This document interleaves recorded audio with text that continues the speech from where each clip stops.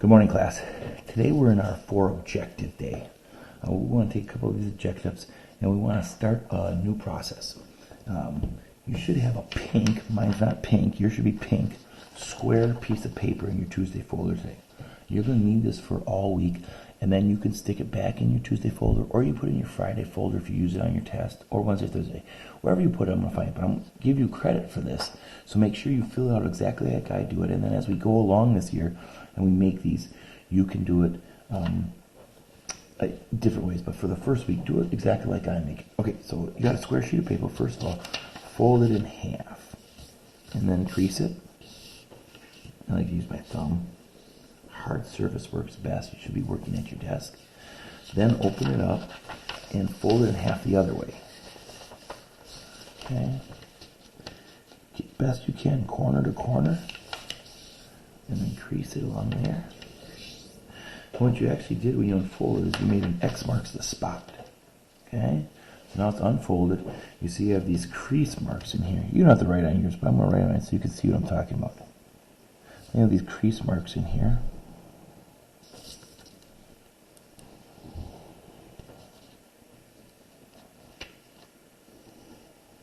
And divide into fourths. Now what I want you to do is I want you to take the corner, and go point it at the X marks the spot. Okay? Take the next corner and go point it at the X marks the spot. Making little triangles. And so doing, we're actually going to make a square. It's going to be kind of cool when you're done. Take the third corner, point it at the spot, and the last one. Okay, pretty good, pretty cool. Now this is called a foldable.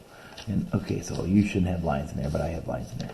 And so for each of our 4 objectives today, we're going to fill out our foldable. We're going to take some notes. So our first objective today is on page 170. So I like to put up in this corner, page 170. And the objective is to visualize. I put a little squiggle line so that's my door. And now when I open the door, then I'm going to have all this definition. And just ignore my line there. Now I got plenty of room to write in here. I won't need all of that room. So let's read and find out what visualizing is. It's a great comprehension strategy. Oh, I'm going to add that up here. Which strategy is? I'm going to put it on one of the sides.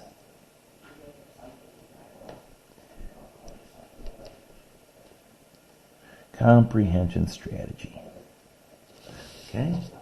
Well, when you read a story, picturing the plot, events, characters, and settings in your mind can add to your understanding and enjoyment. As you read the first paragraph of At the Library, visualize what's happening. Here it is. Rick Dobson admired the pink and orange sky as he waved. Can you picture the sunset behind the horizon, this beautiful pink and orange sky?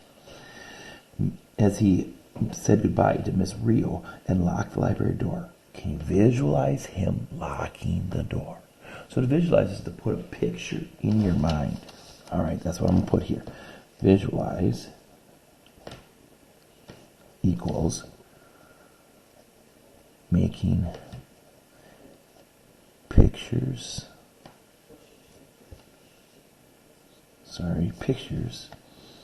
in your mind of, and I think they gave us a little list of them there from the looking character. What are we making pictures of? The plot events, characters,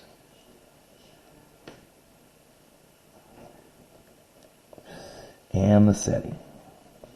That was the sunset, the setting. That's it. So now we got some good notes on how these work.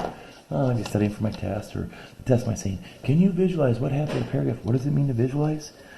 Visualize making pictures in your mind of plot events, characters, and setting. Boom. Beautiful. Now, what are some other events at the library that you might have visualized? Well, I'm visualizing that guy driving that crazy little car around, chasing the mice, and the mice squealing as they run away. I'm picturing the kids taking big bites of the cupcake that he brought. on his birthday. I'm visualizing them sharpening pencils. Sounds kind of funny, but the little bookers are sharpening pencils. And so if you are good at visualizing, and I'm a visual learner, maybe you are too, you'll be able to remember the story better. And that's what comprehending is, remembering the story. All right, take a look at our second one, and then just take your foldable and turn it. Our second one is point of view. So let's go ahead and make that on our foldable. And that is also a comprehension strategy. So I'm going to put that over here.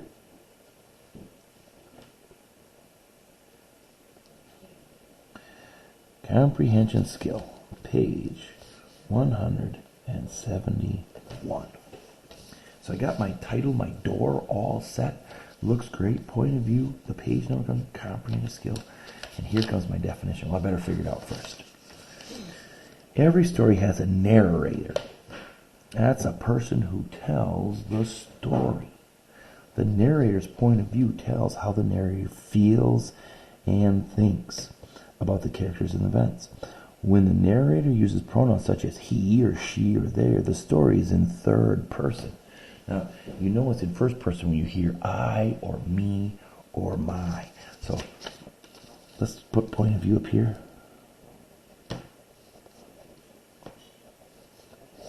And that is how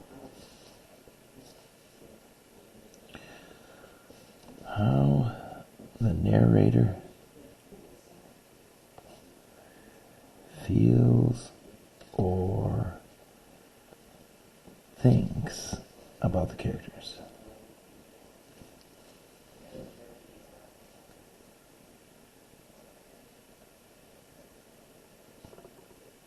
Or events.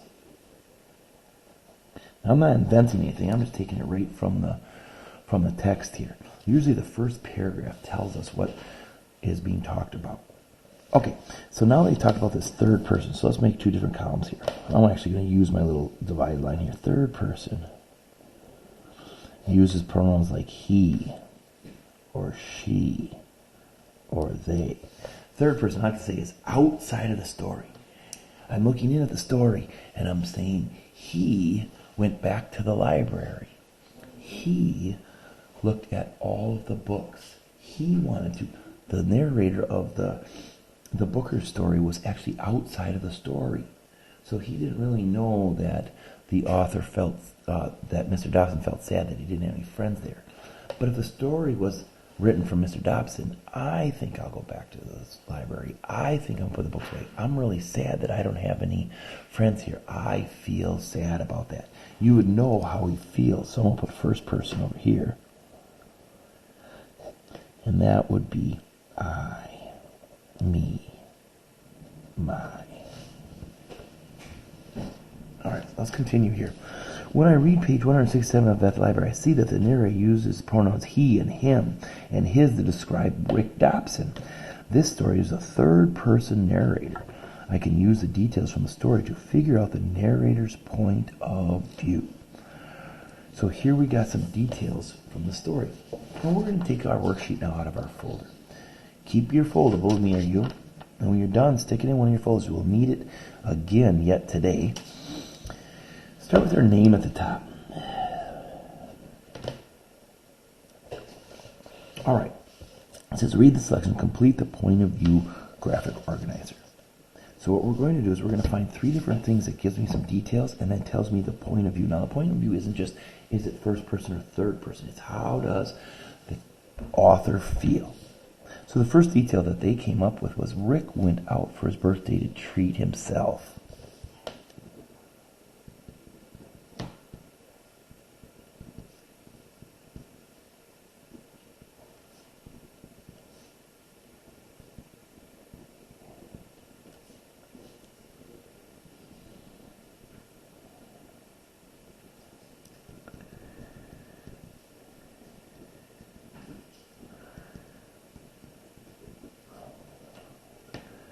There it is, him, himself. We know that this is third person. Point of view. And the key word is by himself. I'm going to put in parentheses, alone. Maybe he was lonely. He went alone. I'm starting to think that the author maybe thought he was lonely. But we don't know that because Rick doesn't say, I am lonely. It's not first person. Rick thought about his old friends who had called to wish him happy birthday.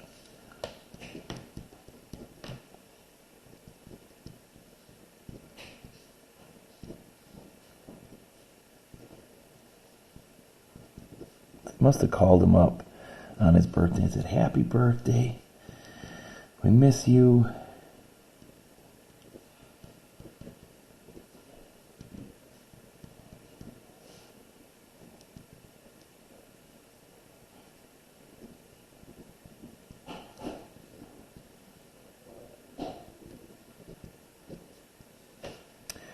Him, his, and so we obviously have third person point of view.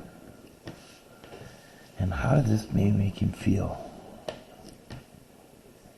I'd be a little bit sad.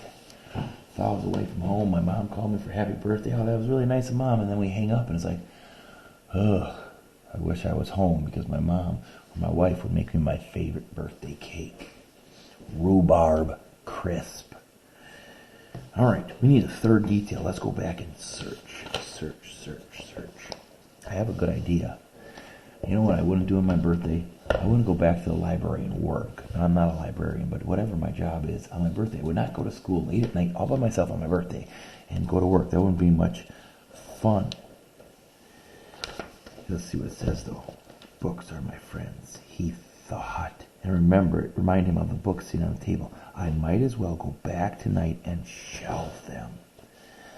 I'm going to put a couple things. Books are my friends, he thought.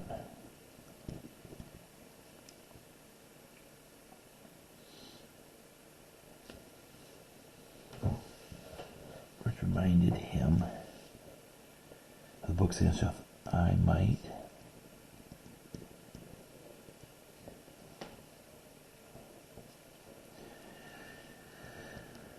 as well go back tonight and shelf them. Now, I'm not making this up. I'm taking it right out of the book. Now, this one kind of sounds like he's in first person. But this is still third person because these are quotation marks and he's thinking this. So the author is letting you know what he's thinking. Birthday and working is what I'm thinking in my mind. Doesn't sound right. So now our job is to say, what's the point of view? Well, it's obviously third person point of view. And how does the author feel or think about the characters? Remember, that's my definition. How the narrator feels or thinks about the characters' events. The narrator thinks Rick is lonely.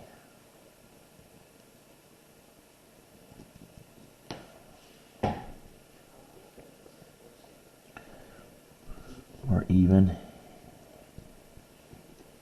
sad.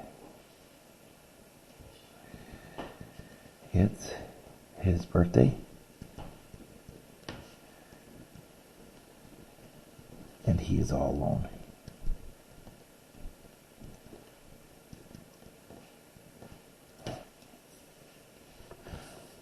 All right, guys, point of view. Now, in my next video, we're going to go on and we're going to talk about our genre for this week. We'll fill out our third one, and then tomorrow, our fourth one. So keep this foldable close. Stay tuned for video number 2.